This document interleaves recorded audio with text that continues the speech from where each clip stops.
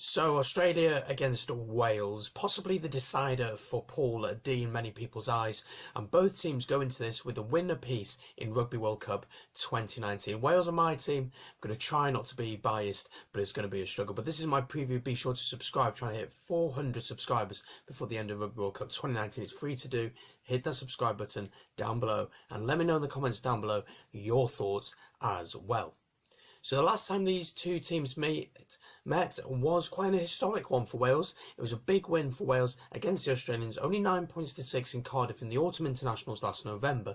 But Wales had historically really struggled against Australia. I've been to see Wales against Australia many times. We're leading at half time and we throw it away at the end. So Wales got a big win there. Dan Biggar kicking the winning penalty in a very tense game.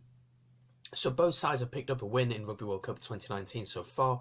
Australia beating Fiji 39-21, while Wales beat Georgia 43-14. Australia in the first half against Fiji really struggled. Fiji threw the ball about, were extremely disciplined for Fiji, and were really confident with ball in hand. Their big ball carriers were just barging over the Australians and they just couldn't simply deal with it. Ben Volavola was having the game of his life, and Mata at 8 was really crashing over the game line constantly. In the second half, Australia came out though and they did what was necessary. They got some discipline, they got some structure into the game, went through the phases, pick and goes. Driving more was strong, scrum got strong, Fiji scrum really began to struggle and Australia came through. Wales, on the other hand, in the first half were really impressive and got the bonus point in the first half, and then the second half maybe took our foot off the gas a little bit, but I'm not too concerned about that because we got the bonus point and it was job done. So why do anything silly? Why try anything silly when the job is done? Yes, frustrating to concede 2 tries, but the job was done. Both teams have been announced. We'll look at them in a second. Australia's team is very, very interesting, but we will chat about them in a second. One of the big talking points from that Australia game for me as a Welsh fan was we don't have that much to worry about Australia. Yes, Australia are a class side, don't get me wrong. I think they are one of could win this Rugby World Cup. They seriously could, and they've got quality players across the park. But Wales's defence is strong enough to deal with what Australia did against Fiji in that second half where they really got their tries. We can defend against sides who pick and go and who use a driving maul. We can defend against that and we are confident our defence can deal with that. And Fiji showed by throwing the ball about, by attacking them and by going out wide and offloading that they could get success through that. And we've shown over the past few months and past year or so that we can throw the ball about, we can get it to like some North, Josh Adams, Liam Williams especially, and they can create damage. So I'm pretty confident in that aspect, but Australia certainly are not to be underestimated, although they are struggling at the minute. So we'll go through the two teams. It should come up on your screen for you, so we'll go through Wales as one. Let me know in the comments down below your thoughts on this side. It's an unchanged team from the Georgian game, and Alan Wynne-Jones will win his 130th cap, becoming the most capped Welshman of all time. Or what a legend. Let's have a look at the team then. We will start with the forwards. So the front row is Wynne-Jones, Ken Owens and Thomas Francis, with Jake Ball and Alan Wynne-Jones partnering each other, with that axis again of Wainwright, Tipuric and Navidi. So no place for Ross Moriarty in this game. Then to the backs, Liam Williams at fullback alongside George North and Josh Adams are the wingers. Jonathan Davis and Hadley Parkes are the centre-back partnership, and the half-backs then are Gareth Davis at 9 and Dan Biggar at 10. Now I love this axis of Wainwright, Tipuric and Navidi. Wainwright has been the informed player in his position in Wales over the past year. Only started playing rugby 4 years ago, which is incredible to think about.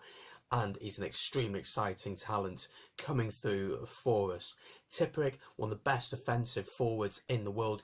Let him have ball in hand and he will be destructive. He'll create opportunities. We saw that against England a few years ago when we beat them 30-3. Still the best day of my life.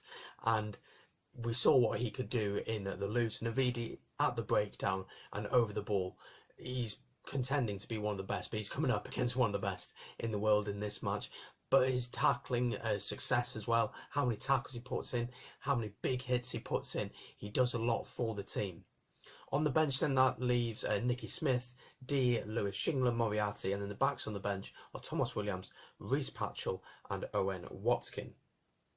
Australia have made a load of changes and we'll get to them now, so once again should come up on your screen for you. We'll start with the forwards. We have Sio Latu and Alalatoa, we have Roda, Arnold, Pocock, Naisarani and Hooper. So those are the forwards. So again, Navidi going up against probably the best player jacking the ball at the breakdown in Pocock. He's hardly played for 6 months and yet he comes back against Fiji and dominates the breakdown. If Wales can win the breakdown battle, I think we can win this game. The backs then, again, lots of changes. So no Reece Hodge, of course, because of his ban, because of that dangerous tackle. We've seen a lot of that. Refereeing in this competition has been questionable, if we're being honest. So Hilip Petty is at full back with the veteran, let's say, Adam Ashley Cooper coming in on the wing. James O'Connor keeps his place in the centre. Good to see him playing rugby again. Karevi and Koribetti then is a completely different halfback pairing. So Bernard Foley comes in for this one, Noli Leofano. Genya comes in, who looked really impressive when he came on, just add some structure really and some leadership. And Nick Phipps certainly didn't have the game of his life, so Genya comes in, big fan of his. That means on the bench of Ulesi, Slipper, Kepu, Coleman, Salakaya, Lotu, White, Tumura and Curtly Beale. Curtly Beale off the bench can certainly play a variety of positions. He can play centre, fly half and could play at fullback, probably do a job for you on the wing, to be honest. He's such a versatile player and he's a dangerous player as well. So the breakdown is going to be the key area, isn't it? Hooper and Pocock are fantastic at the breakground and Navidi isn't bad himself. You'd say Australia probably have the edge there, but if Wales can target that, if we can win that battle, then I think we'll win this game a lot more comfortably than I think we will. I do back us to win. I think that over the past year and a half there's been a lot of frailties in the squad, and I think Cheika maybe's hit the panic button after that Fiji game and made so many changes. Well, Wales under Gatland have decided, let's go with what works, with what worked for us against Georgia. And that Georgian game, it was the first game. It's going to take, we're a team who builds and we find momentum as we go on. We see with Six Nations, we never start particularly strongly. We saw that against France in the first half. We just didn't start well, and by the end of March we were Grand Slam champions. So we don't tend to start that strongly, but I think this could be the game for us. But we have to be aware of Australia. They have some fantastic players. Genya can dictate a match. Bernard Foley is very, very good. They've got fantastic centre in Karevu and in O'Connor, who can definitely do some damage as well for them. So we can't underestimate them. They're still, they've been world champions in the past. They've beaten New Zealand recently. So they're a good side. So we definitely cannot underestimate them. But I'm confident that we can go out and do a job. I do think it'll be a close match. I think there'll be a lot of focus on discipline. We'll have to be very disciplined. Won't be able to give any cheap penalties away. A yellow card could turn out to be disastrous and really affect the game. But it's going to be a big game. There's going to be a lot of focus from the refs now on high tackles, on dangerous tackles. We saw it with the USA, the first red card for his hit on Owen Farrell. We've seen it with Reece Hodge as well, and we've seen it with Piers Francis as well for England being cited. So we have to be really aware of that when we go into the game, we're not hot-headed, we don't do anything stupid, but that we are disciplined. Yes, we want to show force and strength, but we don't want to do anything that's stupid. But I'm backing Wales to win. What do you guys think? I want to hear your thoughts. Let me know in the comments down below. Can we do it, or am I just being ridiculous? Let me know in the comments down below. What should we expect from Australia and your predictions? Thank you very much for watching. Do subscribe and leave a like on the video. I'll see you on the next one. Peace.